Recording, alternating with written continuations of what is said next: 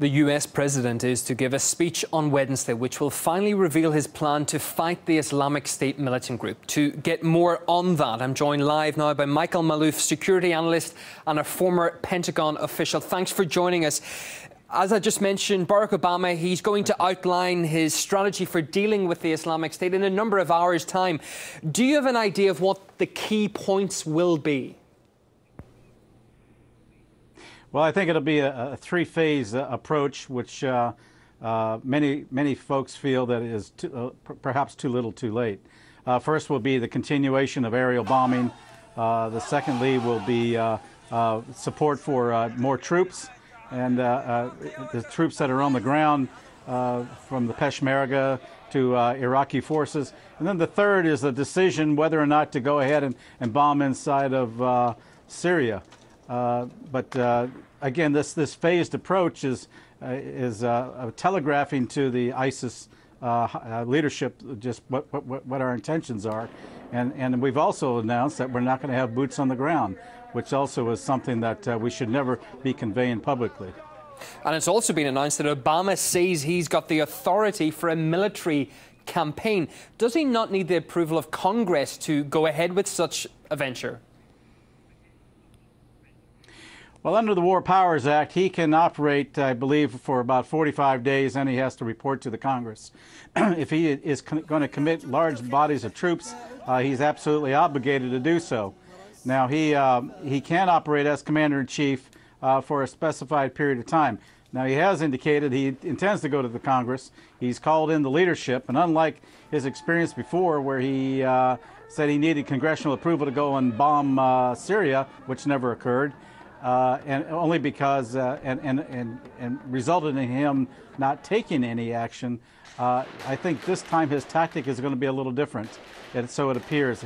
He's called in the leadership, he's briefed them, and I think that will basically, in effect, constitute going to the Congress so that he can undertake these other limited activities. Now, the standard viewpoints from experts is that it's going to take 3 years to defeat Islamic State. Can Washington actually spend that much time and effort doing this, fighting the group? Well, Washington alone cannot do it. It's very clear.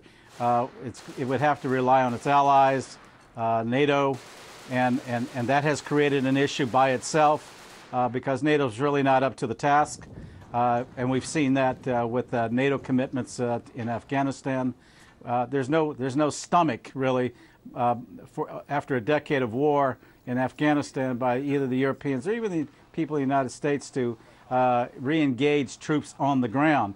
Secondly, the strategy is also going to call for getting Arab countries to go along. Well, half of them already contribute to ISIS financially and logistically. And secondly, there's a cultural thing within the Arab world that they can't coordinate on their command control. They believe in big armies, and they're unable really to cope with the type of warfare that the ISIS army is undertaking. It's not a ragtag group any longer. These guys are a full-fledged army. They're very well trained. They're very well financed. And to bring in the Arab world to do this, Sunni fighting Sunni, is also creating some potentially political problems between the administration and the other Arab countries. Okay, just finally, the Islamic State is now stronger than Al-Qaeda, and Washington is their primary enemy. The ultimate fear for the US, of course, is that another 9/11 could occur. How realistic is something like that?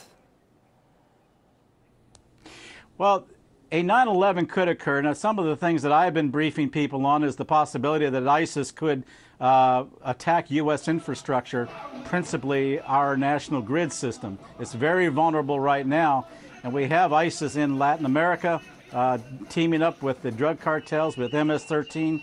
And MS-13 and the drug cartels already exist in 1,200 U.S. cities. The lone wolves that you reported on earlier, there are quite a number of those, and they believe in and are dedicated to ISIS and what it believes in. I might add one other thing in terms of NATO. You have Turkey. Turkey has been a primary source of financing and a conduit for jihadist fighters going into Syria. And it's going to be a question of whether Turkey is actually going to come along, even though it claims it no longer supports ISIS. But in reality, it is. It hasn't closed off its borders. It is taken in oil. And in fact, its interior minister has stated that he looks forward to sending Turkish businessmen into ISIS-occupied Iraq. So okay. This is we're going to have some serious problems ahead of us. Okay, Michael Malouf, security analyst and former Pentagon official, thank you for your input this hour.